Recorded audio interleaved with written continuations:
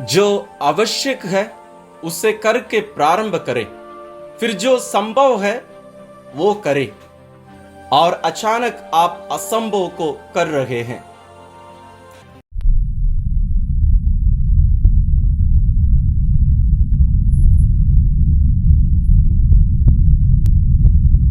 Greater glory of God YouTube channel में आपका स्वागत है।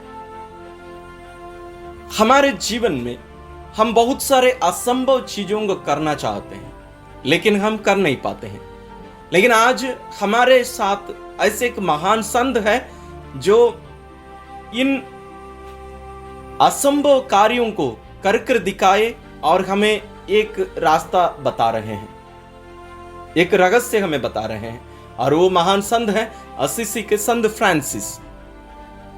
संत फ्रांसिस का जन्म 1181 में असीसी में हुआ। वे एक महान प्रचारक थे, लेकिन अपने जीवन में कभी पुरोहित नहीं बने, क्योंकि उनका मानना यह था कि वे उसके योग्य नहीं थे। इसलिए वे कहा करते थे, यदि मैं एक पुरोहित और एक स्वर्गदूत को एक साथ देखूं तो मैं सबसे पहले पुरोहित को नमस्कार करूंगा, उनका अभिवादन करूंगा, क्योंकि स्वर्गदूत स्वर्ग में ईश्वर की आराधना करते हैं, लेकिन इस पृथ्वी पर पुरोहित उसी ईश्वर को हमें देने में, हमें इस धरती पर लाने में ईश्वर उन्हें चुने हैं। इसलिए वे कहते थे, मैं पुरोहित बनने लायक नहीं हूं, और अपने जीवन में कभी वे पुरोहित नहीं बने। एक उपयाचक के रूप में ही रहे, एक डीकन के रूप में ही वे रहे, और उन्हें भी स्टिग्माटा यानी प्रभु यीशु के 5 घावों को अपने शरीर में पाने का अनुग्रह उन्हें मिला था।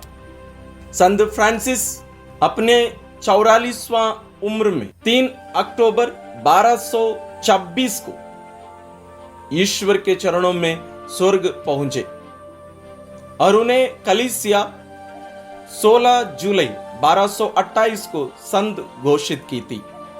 इन्हें सभी धर्म के लोग मानते हैं, क्योंकि ये केवल हमारे धर्म के सिद्धांतों पर केवल नहीं, बल्कि इस ब्रह्मांड को बचाने में अपने योगदान दिए, और जानवर पक्षियों को भाई बहन कर कर बुलाते थे, एक संबंध रखते थे उनके साथ। और इनका सूत्र क्या है? असंभव को करने का सूत्र क्या है? इसके लिए वे 3 कार्य करने के लिए कहते हैं। पहला, जो आवश्यक है उसको करो। दूसरा है, जो संभव है उसको करो। और तीसरा है, यदि इन दोनों को आप करते रहोगे, असंभव आप करना शुरू करोगे। सबसे पहला जो कार्य है, हमें आवश्यक कार्यों को, जिम्मेदारियों को करना है। आपकी क्या क्या जिम्मेदारी है? आप एक मां हैं, पिता हैं, बेटा हैं, बेटी हैं, आपकी क्या जिम्मेदारी है अपने परिवार में? उन आवश्यक कार्यों को करना सीखिए, उनको छोड़िए मत, भले वो कितने भी छोटा क्यों ना हो। और आप अपने दफ्तर में, जहां कहीं भी ऑफिस में आप काम करते हो, आप वहां की जिम्मेदारियों को देखिए, क्या क्या है आवश्यक आपको करना है हर दिन, उसको भी करिए। समाज में क्या आवश्यक है, आपकी जिम्मेदारियां क्या है, उसको भी करिए। तो दूसरा कदम, हमें जो संभव है लेकिन वो आवश्यक नहीं है, यानी आपकी जिम्मेदारी के रूप में आप देखा नहीं जाता है, आप उसको भी करना सीखिए, उसकी भी सूची बनाइए हर क्षेत्र की। और संत फ्रांसिस कहते हैं, इन दोनों को करने के द्वारा आप असंभव को भी अपने आप करना शुरू कर देंगे। जैसे एक बच्चा जो लेटा हुआ है, कभी अभी उठकर चलना नहीं सीखा है, वो बच्चा किसी को दौड़ते हुए देख रहा है, यदि वो दौड़ने के लिए विचार करे, मैं दौड़ूं, क्या उसके लिए संभव है? नहीं। लेकिन उसके लिए आवश्यक क्या है? पहले बैठना सीखना, फिर खड़े होना सीखना, और उसके बाद संभव क्या हो सकता है? चलने के लिए सीखे, वो संभव है उसके लिए। उसके बाद अपने आप वो धीरे धीरे दौड़ना सीख जाएगा। यदि मान लीजिए वो बच्चा उठकर बैठने, खड़े होने, चलने, इन तीनों कार्यों को नहीं करता, वो सोचे नहीं मैं ये सब नहीं करूंगा, मैं सीधा दौड़ूंगा ही, आपको क्या लगता है वो बच्चा कभी उठकर बैठ पाएगा, खड़े हो पाएगा, चल पाएगा? आप दौड़ने के बारे में भूल जाइए, वो इन आवश्यक और संभव कार्यों को भी नहीं कर पाएगा। एक साधारण उदाहरण है ये। इसी में ही आप जो भी असंभव कार्यों के बारे में आप सोचते हैं, उसको आप अपने ध्यान में लाइए, आप विचार करिए। आपको जो असंभव सा लग रहा है, उसके अंतर्गत क्या क्या आपके लिए आवश्यक है करना, उसकी एक सूची बनाइए और उसको करना शुरू करिए। और उसके अंतर्गत आप देखिए क्या क्या संभव है आपके लिए, उसकी सूची बनाइए और करना शुरू करिए। और फिर आप देखेंगे आप असंभव को भी कर रहे होंगे। फिर भी हम देखते हैं कि हमें ऊर्जा की, एनर्जी की जरूरत है, क्योंकि हम अपनी शक्ति पर, अपनी क्षमता पर यदि हम निर्भर रहकर जीना, इन असंभव कार्यों को करने का प्रयत्न करें तो हम हार जाएंगे। तो इसके लिए क्या उपाय है? उसके लिए हम संत पौलुस को लेकर आते हैं। संत पौलुस हमें एक सूत्र देते हैं। फिलिपियों के नाम अपने पत्र में अध्याय 4 पद संख्या 13 में संत पौलुस लिखते हैं, जो मुझे बल प्रदान करते हैं, मैं उनकी सहायता से सब कुछ कर सकता हूं। ये बल प्रदान करने वाले कौन है? उनके प्रभु यीशु। मैं उनकी सहायता से सब कुछ कर सकता हूं। अभी ईश्वर के लिए कुछ भी असंभव है? हो ही नहीं सकता कोई भी चीज। ईश्वर के लिए सब कुछ संभव है। एक उदाहरण यदि हम ध्यान में लाएं, एक साधारण उदाहरण हम हर कोई जानते हैं, वो है दाऊद का उदाहरण। दाऊद छोटा सा एक लड़का था, उसके सामने एक अनुभवी सिपाही या योद्धा गोलियात खड़ा था। दोनों के बीच की जो खाई है, जो फर्क है, हम उसकी कल्पना ही नहीं कर सकते। लेकिन ये दोनों आत्मविश्वास और ईश विश्वास के चिन्ह हैं, प्रतीक हैं। गोलियात आत्मविश्वास से भरा हुआ था, लेकिन दाऊद ईश विश्वास से भरा हुआ था। उसका विश्वास और भरोसा अपने ऊपर नहीं था, ईश्वर पर था। लेकिन गोलियात का विश्वास और भरोसा अपनी शक्ति, अपनी क्षमता पर था। और हम देखते हैं आत्मविश्वास हार जाता है। हम भी अपने दैनिक जीवन में देखे होंगे कि हम बहुत सारे कार्यों को करना शुरू करते हैं, लेकिन हम उस बीच में हम आत्मविश्वास खो देते हैं। हमारे लिए सब कुछ संभव नहीं रहता है। उस संदर्भ में हम क्या करें? जब हमारा आत्मविश्वास टूट जाए, जब हमें लगे कि ये सब संभव नहीं है मेरे लिए, संत पौलुस हमें रास्ता बताते हैं। बोलते हैं, तुम अपने पर विश्वास मत रखो, तुम्हारा विश्वास ईश्वर पर होना चाहिए।